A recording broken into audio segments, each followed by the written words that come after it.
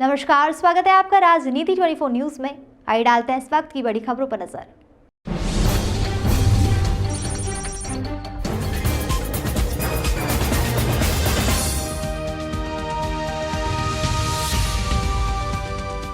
सच का बोलबाला और झूठे का मुंह काला वाली कहावत पूर्व नौसेना अधिकारी ओपी यादव जी के मामले में चरितार्थ हो रही है।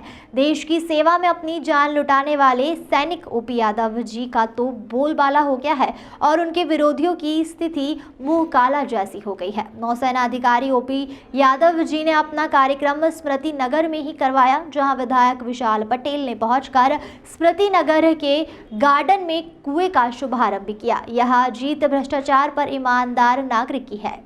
आपको बता दें कि संस्था शहादत को नमन के तहत पूर्व नौसेना अधिकारी ओपी यादव ने शहीदों की याद में एक कार्यक्रम का आयोजन स्मृति नगर में पिछले दिनों किया था, लेकिन पूरी तैयारी होने के बाद भी निगम के भ्रष्ट अधिकारी मौके पर पहुंच गए और कार्यक्रम को रुकवा दिया था। पूर्व नौसेना अधिकारी को इतना मजबूर कर दिया कि उन्हें टेंट वालों का सामान बचाने के लिए भ्रष्टाचारियों को 10,000 रुपए देना पड़े थे। इसकी शिकायत ओपी यादव ने महापौर नगर निगम कमिश्नर को भी की थी। महापौर पुष्पमित्र भार्गव ने इस मामले में जांच के आदेश दिए। ओपी यादव ने पार्षद सोनाली धारकर और उनके जेठ पर रिश्वत लेने का आरोप लगाया।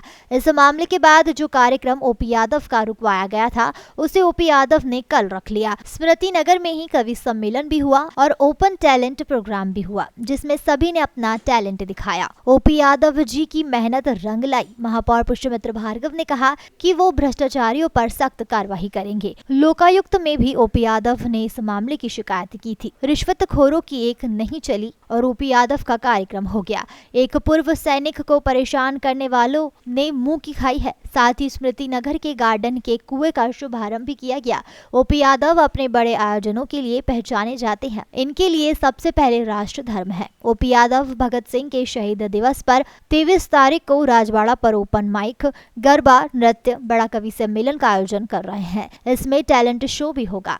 तो पराक्रम को समर्पित आज़ादी के अमृत महोत्सव के अंतर्गत संस्था शहादत को नमन की ये 131वीं प्रस्तुति थी, जो लगातार जारी है। 15 अगस्त तक हम जो है 250 से ज़्यादा प्रस्तुतियाँ देंगे और आज 131वीं प्रस्तुति स्थानीय स्मृति नगर कॉलोनी में की गई, क्योंकि 2 साल पहले कुआं धंस गया था। उसका जीर्णोद्धार का उद्घाटन समारोह आज रखा गया था, जिसमें लाडले विधायक विशाल पटेल जी ने मुख्य अतिथि रूप में शिरकत की और शुभारंभ किया। साथ में नृत्य, गरबा, गायन, वादन, ओपन माइक के साथ साथ विभिन्न प्रतियोगिताएं की जो दौर जारी है। और अगली कड़ी 132वीं श्रृंखला भगत सिंह जी के बलिदान दिवस पर हम शहीद दिवस के अवसर पर स्थानीय राजवाड़ा चौक पर अलग जगाएंगे।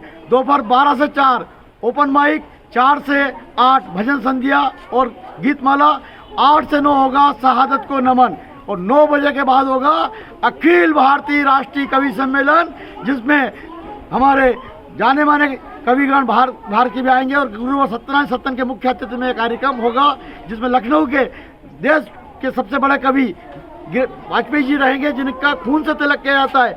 मुझे गर्व है कि ऐसे राष्ट्रीय कवि मेरे कार्यक्रम में आ रहे हैं और 15 कवियों की टीम इसमें भाग लेगी। मैं अपने आप को बड़ा भाग्यशाली समझता हूँ कि संस्था शहादत को नमन के अंतर्गत पूर्व नौसेना अधिकारी माननीय ओपी यादव साहब से जुड़ा हूँ और मेरी कविता की पंक्तियों के माध्यम से ही मेरा परिचय होता है कि इंसानियत को मोहब्बत की शान कहते हैं, इंसानियत को ही मोहब्बत की शान कहते हैं। निवास है मेरा इंदौर जिले की सांवेर तहसील के ग्राम गुरान में।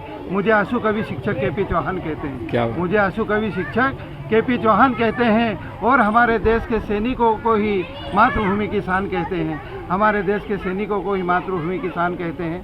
तो यादव साहब के साथ में जुड़ा हुआ हूँ विगत 5 वर्षों से और ये यादव साहब के माध्यम से मेगा कंपटीशन के माध्यम से, गीतांजलि के माध्यम से, भजन संध्या के माध्यम से शहादत को नमन कार्यक्रम के अंतर्गत यह 131वां आयोजन यादव साहब के साथ और राष्ट्रीय अंतर्राष्ट्रीय कवि हमारे माननीय पंडित अशोक नागर जी साहब और दिनेश दिग्गज जी, राजेंद्र जैन साहब, हमारे दिनेश भारती जी और कई ऐसे नामी गिरामी राष्ट्रीय अंतर्राष्ट्रीय कवियों के साथ मंच पर मुझे राष्ट्रीय मंचों पर कविता पढ़ने का अवसर प्रदान हुआ। इसलिए मैं यादव साहब का भी